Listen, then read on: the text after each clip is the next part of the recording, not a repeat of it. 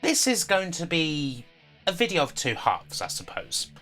My original aim was to make a simple little video about two Sega games. One for the Master System, one for the Mega Drive. One good, one bad, but both very similar. Good old Black Belt and Last Battle.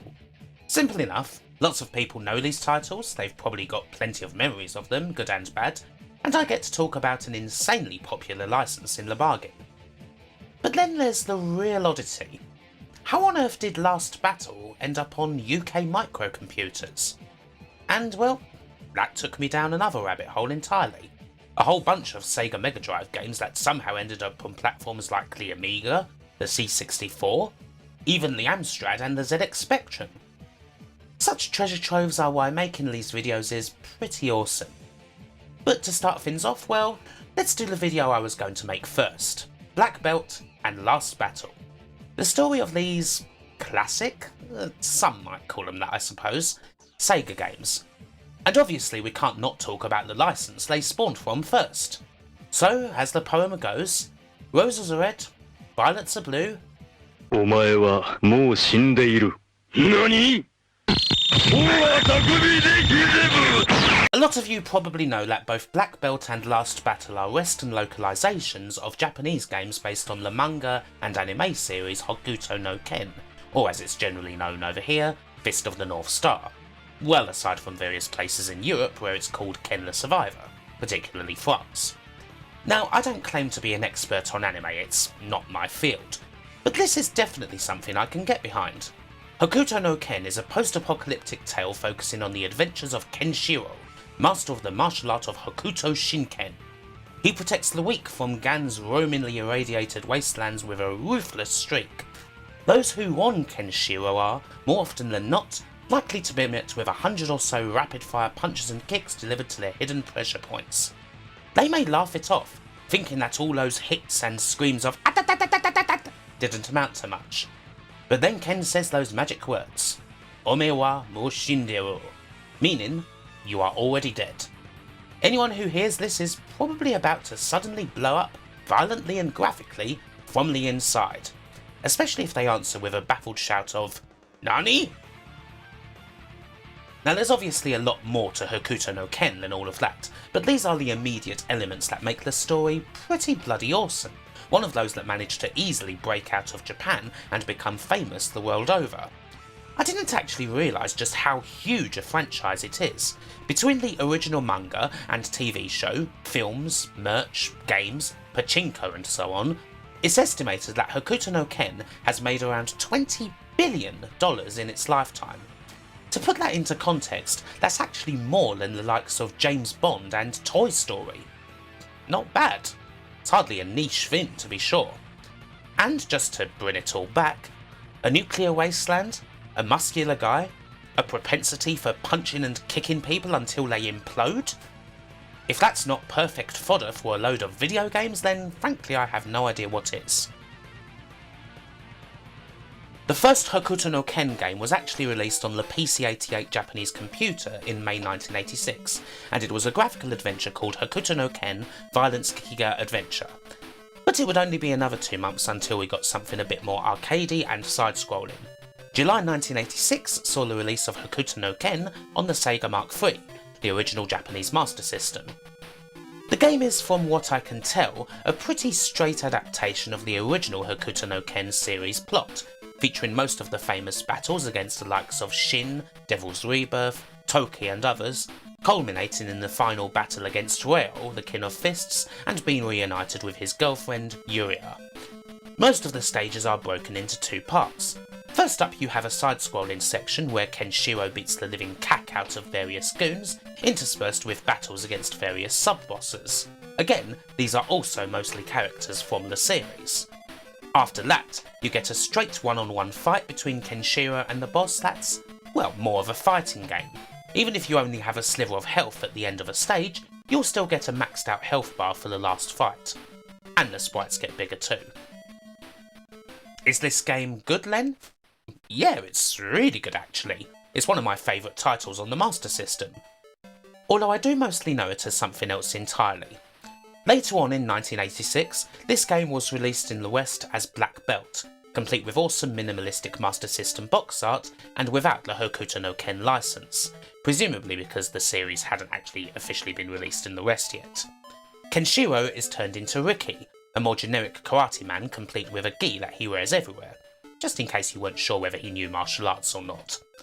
The setting becomes more contemporary, no wastelands here, and the plot becomes a regular damsel in distress affair where you save your girlfriend Kyoko by defeating the evil crime boss Wan and his various underlings, such as a sumo wrestler and a female bodyguard. There's also lots of awkward translations in the manual. Your girlfriend has got herself into a beautiful Japanese mess, and there's the guarantee that Riki will get to fight all sorts of people, such as Rita, the flamethrower, a ninja with a red whip and a red sword. And, dark women. Nothing else, just dark women. I guess Riki has a white hood somewhere to go with that white gi. And, well, let's face it, for certain people with an incredibly immature sense of humour, the name Wan is never not going to be funny. Don't believe me? So this is the second match where I'm going to be playing with my Wang online. Wow, look at that Wang. My Wang may be in some major trouble here. You can suck my Wang. I'll schedule a time when I can play with my Wang some more. So far, so generic, but the action is still the same and it still plays great. There's a few tweaks to the gameplay. Black Belt is a bit easier on account of the addition of health power-ups and even invincibility that you can pick up with a high jump as they scroll across the screen. Riki sure does love his nigiri. You also regain health by defeating sub-bosses, which aside from some hidden Easter eggs was the only way to get health back in the original Japanese game. Still, even with the backgrounds and characters all redone, the game is basically the same. Obviously the graphics and sprites are a lot more memorable in the Japanese game, which is beautifully done in 8 bits with a bit of parallax even thrown in. The shifting sands of Southern Cross Town, Godland, the battle against Devil's Rebirth where he's actually a lot bigger than you. All of these are way more memorable than Black Belt's generic city or harbour settings. It may be a tougher game, but the Japanese original is definitely better, even if I've played Black Belt a lot more. It does surprise me, thinking about it, that the boss fights are largely the same in both games.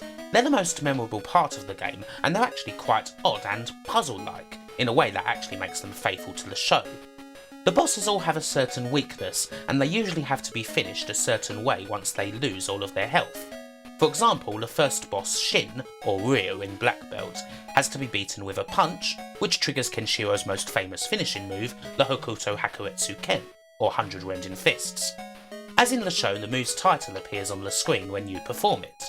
Surprisingly, this was kept in the Western version.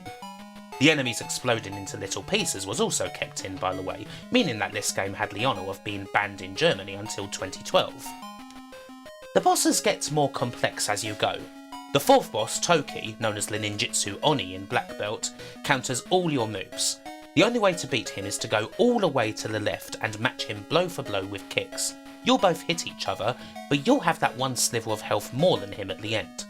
Sort of like the fight against Mouth in the original NES Ninja Gaiden. The fifth boss, Salfa, who gets gender swapped into Rita, Wan's bodyguard in Black Belt, is even more complex. You must hit him with a set sequence of moves, that being jump kick, standing punch, and low kick. You do this twice, and then to actually beat him, you have to wait until he does a dive kick and then catch him right before he lands with a kick of your own. Hard to pull off, but certainly satisfying. Ryo, or Wan, is the last boss and, well, he's really tough and doesn't seem to have much in any way of weaknesses. However, you can glitch him out by going to the left side, waiting for him to jump at you, and then stun locking him in the air with low punches before delivering the final hit. So these bosses aren't strictly like your plain Jane everyday fighting game, but they're still quite a lot of fun to actually figure out. In summary, this game's bloody great, whether you play the original or its non-apocalyptic Western equivalent. It seems as though some people criticised it back in the day as being a bit derivative of the game Kung Fu, in that they're both martial arts based side-scrollers, but I'd say that if that's the case, this is a much improved version of that game's formula, with so much more added to it. And as far as Sega goes, there's another reason why this title was important. It was one of the first titles for the company where a young man by the name of Yuji Naka took the role of lead programmer, which is certainly historic. Sonic and all that. As far as performance goes, it's certainly fondly remembered in Japan as one of the better Hokuto no Ken games, even if the Mark III wasn't a great selling console. I'm not too sure about the US, but here in the UK where the Master System was popular, well, without having figures to hand, most people I knew with a Master System tended to have a copy of Black Belt, including yours truly, so I can't imagine it did badly. Sega have happily kept the game's memory alive over the years. A 3D update of Hokuto no Ken was released in 2004 as part of the Sega Ages series on PS2, although I don't believe that's supposed to be much cop. And the original game is also an unlockable extra in the licenser's most recent game, 2018's Hokuto Gagatoku, or Fist of the North Star Lost Paradise. For a long time, and leaving aside the Japanese-only graphic adventures and RPGs that the series got, the Sega Hokuto no Ken was the best game that the series had. It's fair to say that a lot of the other more actiony titles weren't that great. Take the ones that were on the Famicom, for example. The first one, released by Toei. This game is absolutely hideous. Unappealing graphics, horrid music, plays like a scabby dog. The Sega game is better in every possible way. But, being on the much more popular Famicom, this game was a success and apparently sold 1.5 million copies. Hell, it seems as though quite a lot of people in the West, particularly in America, played this title back in the day, even though it was never officially released in English. I wonder if it was on some sort of unlicensed bootleg cart, or if it was simply imported by lots of Kenshiro-loving otakus or expats. Toei's second effort on the Famicom, Hokuto no Ken 2, is a lot better, although still a pretty bad average side-scroller. Mind you, this one was the first title from the license to officially be released in the West as Fist of the North Star in 1989, tying in with the original English adaptation of the manga. I sort of have a soft spot for this game as it was one of the first NES games that I played on Nesticle back in the day, but it is very cookie cutter and, again, not a patch on the Sega game. And so we move to the 16-bits. You would think that on the 16-bits there'd be even more action titles based on Kenshiro's antics, perhaps a Final Fight style beat 'em up, or just even more bombastic side-scrolling and goon-exploding action in general. Surprisingly, that's not really the case. There were a couple of one-on-one fighters for the Super Famicom, but there were also more RPGs and graphic adventures. In fact, there's only one 16-bit Hokuto no Ken side-scroller, that being Sega's follow-up to their original 8-bit classic that, unfortunately, isn't anywhere near as good. The Mega Drive game, released in mid-1989, has the catchy title, sorry for the inevitably botched pronunciation, Shin Sekimatsu Kuseshu Densetsu Hokuto no Ken, which roughly translates to Fist of the North Star, the new legend of the post-apocalyptic messiah. I think we'll just call it Hokuto no Ken 2.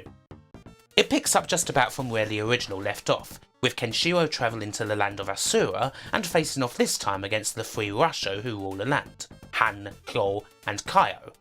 There will be many other named enemies to fight along the way, although Kenshiro has a few allies who this time will help him. Once again, the game's plot is taken from story arcs in the original manga, and once again the game was released in the West as something pretty different. If you're English, chances are you know this game as Last Battle. Even though by this point Fist of the North Star was becoming more known as a commodity, Sega didn't release it under that name in the West. Possibly because Toei got there first with their NES game? I'm not sure. As it goes, this time the English version is a lot closer to the Japanese one in terms of plot. Everyone's names have changed, with Kenshiro now known as Arzak, the main boss Kaio called Garok, other characters such as Max, Alyssa, Duke and so on. But the actual plot hasn't really been changed, the backgrounds remain the same, and only a few sprites have been tampered with in any way. Even the somewhat corny subtitle, Legend of the Final Hero, is kinda similar to the Japanese game's one, while also alluding to one of Kenshiro's nicknames, the Saviour of Century's End. While it's obvious that the Japanese version is a sequel to Hokuto no Ken on the Mark III, Last Battle is so different in appearance to Black Belt that you likely wouldn't think the two were related if you didn't know any better. The main difference between the two versions is, of course, censorship. When you hit enemies in Hokuto no Ken 2, they will explode in a fountain of blood. Some of the game's bosses will suffer even more gruesome deaths in the classic style. They'll expand all over their body and then blow up in a sea of viscera. None of this was retained in Last Battle. Here enemies just fly off the screen, and any of the more graphic boss deaths are dealt with by changing the colour red to green or yellow. Other than that, well, there's not an awful lot of difference really, and so I did most of my capture for this just playing Last Battle, in order to really embrace the game's awkward translation and, well, not very good gameplay. Last Battle was a launch title for the Mega Drive in both the US and Europe, and you know how most console launchers always have that one title that's just, you know, not a standout? Something like the Kung Fu, Genji, Cameo, all those NES sports games and so on? Well, Last Battle is the ugly duckling of the Mega Drive's Western launch lineup, the one that had people shaking their heads, wondering why on earth it was chosen as a system showcase. The game was brutally panned almost everywhere, and magazines of the time even saw fit to repeatedly cite it as one of the worst games on the whole system. Is that fair? Not at all. Last Battle's main crime, really, is plain old aggressive mediocrity. It falls down compared to the Master System game in various ways. Firstly, well, it's just a lot slower. What once moved at a pretty good clip on the 8-bits seems to be quite a slog on 16, with Kenshiro, or Arzak, moving ponderously forward through backgrounds that are pretty eh. This is especially true of the game's maze levels, which are, to say the least, uninspiring and not a welcome addition. It's a much longer game too, split into 4 chapters, each with multiple stages. There's a map screen between each one and you don't have to visit every single location, but there's still a lot more game here than there was on the Master System. Alas, it's just not quite as good a game. Once you've beaten up enough goons for Kenshiro to rip off his vest and get his power up, you're normally best off brute forcing your way through each stage trying to take on as few enemies as possible, which isn't exactly all that fun. Another criticism that's often aimed at the game is based on the high difficulty level. Not only is the game a long slog, but you only have one energy bar. Once it runs out, game over, and there aren't at all that many opportunities to get that bar back up. Indeed, most opportunities rely on you getting through the odd level or defeating sub-bosses, which is a tough task if you only have a sliver of health left. It is possible to get some health back in the mazes by going through the odd door and beating as many enemies as possible before being kicked out again, but yeah, it's kind of brutal. All hope is not lost, however.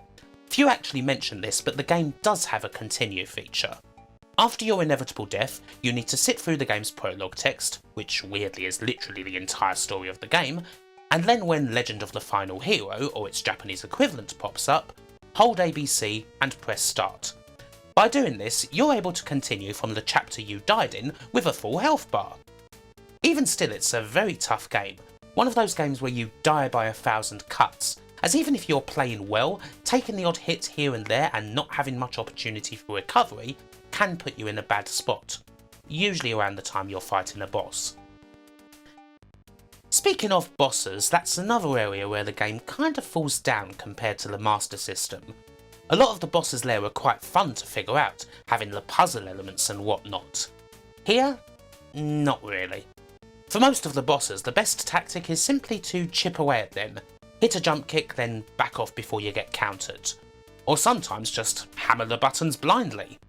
It's somewhat more simplistic and disappointing, to be honest. And in some cases, quite cheap.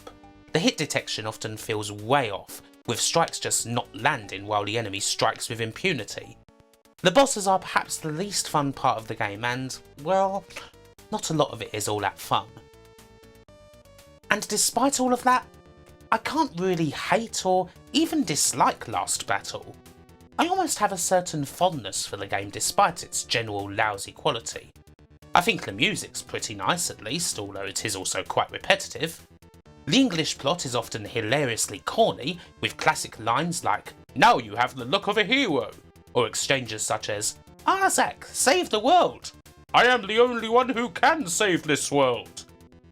It is kind of one of those B-movie sort of games. It's a bad game without a doubt, but there's enough in the silly enemies and plot that you can have a bit of a laugh with it. So, yeah, I have a soft spot for Last Battle, in all of its crappiness. I obviously recommend that if you're going to play this game, you probably want to play the original Japanese one, as it's basically the same, only with more blood and gore. And we all like a bit of that, don't we? But it still makes me smile a bit. Unlike the original Hokuto no Ken, Sega have not seen fit to celebrate the legacy of their 16-bit take on Kenshiro in any way, shape or form. And so, is that it? Not quite. Black Belt and Last Battle, all the two Sega Hokuto no Ken games, are both famous or infamous in their own way. As I said at the start, I expect a lot of people will have their own thoughts and memories of them in the comments. Hint hint. But there's something else. When doing my research, I couldn't help but notice that Last Battle appeared on other platforms. Computer platforms. This is something I wasn't really aware of at all, and needless to say, it's something I had to look at. So I hope you're ready for Last Battle on the Amiga. And that's not all. How about Last Battle on the Commodore 64? And indeed, how about a couple of other Mega Drive games that somehow ended up on these systems and more? Let's take a look. Last Battle, having impressed literally nobody on the Mega Drive, should by all rights have just stayed there. But it didn't. And for this we have Elite to thank. No, not the space pirating classic British game, the game publishers from Walsall. In 1990 Elite put it out there that they'd bought rights from Sega to convert not one, not two, but 3 Mega Drive games to computers, and not just to 16-bit platforms like the Amiga and the Atari ST, but even to 8-bit platforms like the C64 and Spectrum. That bit was a surprise. By this point Elite were largely a 16-bit publisher, so the 8-bit mags of the time were kinda happy that they were throwing them a bone. Anyway, the 3 Mega Drive games in question were Last Battle, Arnold Palmer Tournament Golf, and World Championship Soccer, which if you're European, you know better as World Cup Italia 90. Not exactly the best and brightest games from the Mega Drive, it has to be said. Still, now you didn't even need to have the hottest console on the market in order to play its games. The games were slated for release later in 1990, although that date passed and eventually it appears that all 3 games hit the shelves sometime around the spring of 1991. We're going to have a look at all 3 of them to some degree, but obviously we're looking at Last Battle first. Let's start with the Amiga, shall we? Now, what with the Amiga's capabilities and this not being the most high fidelity game graphically as it is, I would expect this to be a pretty faithful conversion. And of course I would be one. Jeez, this game is slow. Way slower than the Mega Drive game. I mean, that felt kinda responsive at least, whereas this feels super delayed, and only having one button really doesn't help here. The graphics are very ugly too. There's less colours on show here of course, but the palette is just not nice. Still, none of these are the biggest crime. The biggest crime here is that, no word of a lie, this only contains half of the bloody game. 2 chapters. That's your lot. The game has most everything that's in those chapters, but once you get to what should be the pirate ship that breaks up chapters 2 and 3, you go to the final fight with Kaya instead. The entire second half of the game was not bothered with. The coders, in Paul Whitehouse style, seemingly said, "Sod this, anyone fancy a pint?" and buggered off. I mean, Jesus, who made this? Ah, Creative Materials. Perhaps that explains it. Responsible for such gems as eSWAT on the Spectrum, or Street Fighter 2 on the Amiga. These guys were the real ones you went to if you needed a port of something fast and dirty. Even if you gave them 2 days to do it in, they'd still probably come up with something even if it wasn't in any way playable. Occasionally you might get something intriguing from them, usually if their star coder, the somewhat mysterious Richard Applin, was involved, but most of the time, yeah, not a sign of quality. And alas, Elite gave the job of porting Last Battle to these fellows. It's not exactly a good game to begin with, but on the Amiga, geez, it's considerably worse. It doesn't seem to have made much of a mark either. Barely previewed in any magazine, the conversion received just 1 review, a very negative one from the German mag Amiga Joker. Perhaps this explains why most people, including myself, were not previously aware of this port. What of the Commodore 64 version then? A different group took on this one, Images Software, a studio that specialised in ports and actually have a lengthy history under other banners such as Climax. This is the one I'm really intrigued about, I have to say. And what are the results? Well, it's not half bad, I suppose. It's still really slow, but then it's a speed that I would perhaps expect on here, even if the controls are still quite unresponsive. It's still a damn sight more playable than the Amiga version despite that. Oh, and guess what? It even features much more of the game. It's not all here, the maze stages have been excised, which is hardly a negative, and some of the bosses didn't make it, but all 4 chapters are present. Somehow, in spite of having way less power at their disposal, Imagers saw fit to include most of the game on the venerable C64, unlike Creative Materials. Not bad for a computer pushing double figures in age, eh? The main disappointment really is that there isn't much music. I was hoping for some rousing SID versions of the original game's music, but the game consists of just SFX, mostly Isaac's footsteps, which is a shame. Still, while this is hardly a game I'm ever going to play again, it's not a bad conversion. So that's Last Battle all done with. But what about those other 2 games? It's not like I'm going to get any other chance to look at them, so I may as well briefly see how they fared. First up, well, how about Arnold Palmer Tournament Golf, which made it to the Amiga, DOS and ST? Let's have a look. First off, the endorsement from Arnie didn't make it. The game is simply known as Tournament Golf, although the picture on the title screen is unmistakably Arnold Palmer. The game? Well, it's a mediocre golf game, just as it was on the Mega Drive. Very faithful in that regard, I suppose. The best thing about it is the music, and unfortunately that didn't make it over to the Amiga. But I was curious enough to test one thing. The most curious thing about the original game is its Easter eggs. Take over 100 shots to complete a hole, and you'll be greeted with either a drawing saying that the game's going to quit on your behalf, or, even better than that, a hidden game of Fantasy Zone. I wondered if the Amiga version would have anything similar, something that perhaps no one else has ever seen before. So I had a look, I hit the ball many times, over and over, and guess what? Nothing. Not a sausage. The score just rolled over 100 and carried on. What a bloody waste of time. So yeah, may as well just move on. So, what about World Championship Soccer? I already have a history of this game.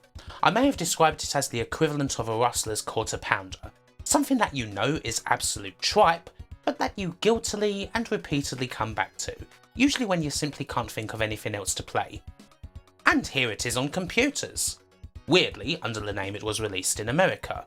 The European version of this game on Sega systems had some strange agreements between Sega, Mastertronic and I think Olivetti that allowed Sega to use the Italian 90 moniker, and needless to say these did not translate over to Elite's computer takes on the game. So how about the Amiga version first? Well, we've got similar music. One thing to note that's different though is real player names. Back in the good old days, most people who made footy games for the computers didn't even think or care about licensing and so on, correctly reasoning that nobody would notice. So while the original Italian 90 had bowdlerised names, this does not. Not that it matters really, because let's face it, they all look the same on the pitch. The game itself, it flummoxed me.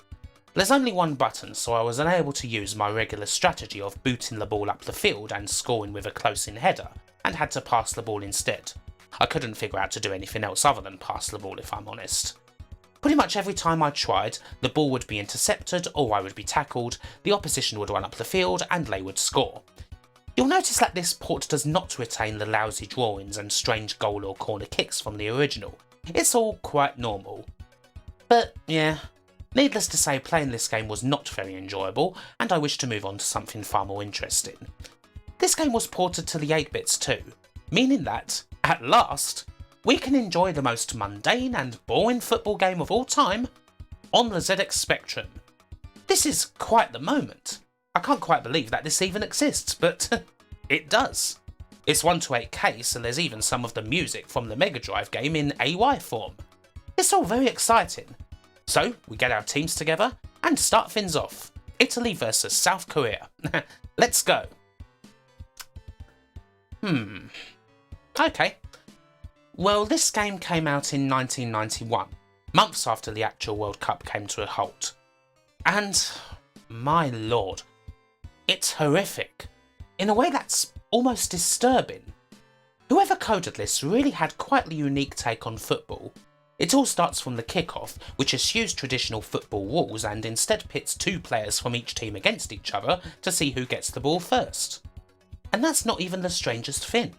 You know what's stranger? This game has no corners, goal kicks, or throw-ins. It's like indoor football of a sort, although more like you're playing in a box as the ball bounces wildly off what you thought were the touchlines. So, yeah. Last I checked, the 1990 World Cup wasn't held indoors, but this is still a unique take. Either that or whoever coded it couldn't actually be asked to program goal kicks, throw-ins or corners into the game. And that's not even the strangest thing. You know what the cherry on top of it all is? You don't even need to kick the ball. Ever. Just grab it and run in a straight line to the goal. You will not be tackled. The goalkeeper will not stop you unless you literally run directly at him. You will score. Every time. It's the granddad of 442 soccer on the PlayStation. It's unbelievable. It is the worst football game I have ever seen. And I've seen a lot of awful ones. I think the game's coder must not have known anything about football at all. They must have never seen the game, ever. And then they had it explained to them one night in a pub after having 10 double scotches and an entire bottle of vodka, and then the following day, with their raging hangover, they were given 10 minutes to code the game. That's the only way I can explain this game at all. Just how? Who the bloody hell made this? Oh my lord. Canvas Software made it. The ultimate. The ones we've covered before, in a story of treachery and tragedy. The folks behind Highlander. The ones who purposefully put out shoddy work, thinking that no one was ever going to notice it. More than that, this is the last game to ever come out under the Canvas name. Weirdly, it came 3 years after their previous title, long after most of the names associated with the studio had departed. Ian Weatherburn, the studio's founder, had passed away. It's some sort of crazy and completely befitting epilogue to that tale. Not so much a game that was developed, almost like a lost transmission that Elite somehow picked up and interpreted. The end result should have probably been hidden away under lock and key, but someone decided to actually release it into the wild for posterity. And the wild is where it has stayed, utterly obscure. Well, aside from the odd review of the time, including your Sinclair, who somehow gave the game 80%. 80%! For this! My god. Were we, as Spectrum fans, that desperate in 1991? Didn't anyone just think, why won't we just play Match Day 2 instead of this rubbish?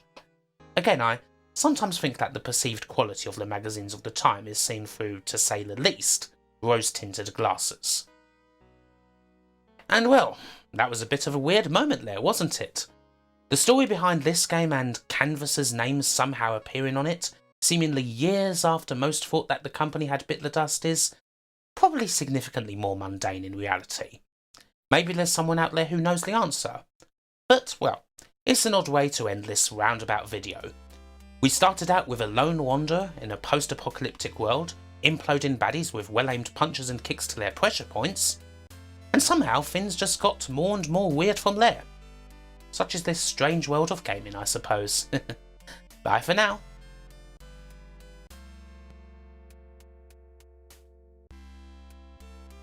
Hey yo, thank you for watching this video on Last Battle, Black Belt, and a whole load of weird Amiga ports.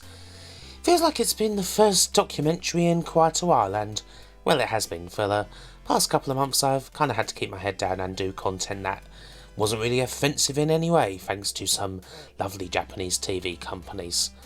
But, well, the documentaries are back. The top 100s are cool, but this is the sort of thing I like doing, so hopefully you enjoy it. And shout out so much support to everyone who's kind of been sticking by me in all this time. It's all love, you know. Anyway, if you like this video, then please do like it, dislike it, or whatever you wish. Do leave loads of awesome comments. I love to read them. I do read all of them. Follow me on my social media, where you can see me post a load of nonsense and various memes and gifts. And if all that even sounds really good to you, maybe you'd even like to go on my Patreon, where you can help make these awesome videos happen and fund my lifestyle of leisure. I mean, hard work, obviously. Hard work, that's what I meant to say. Anyway, thank you so much, and big shout outs to these awesome members of the community.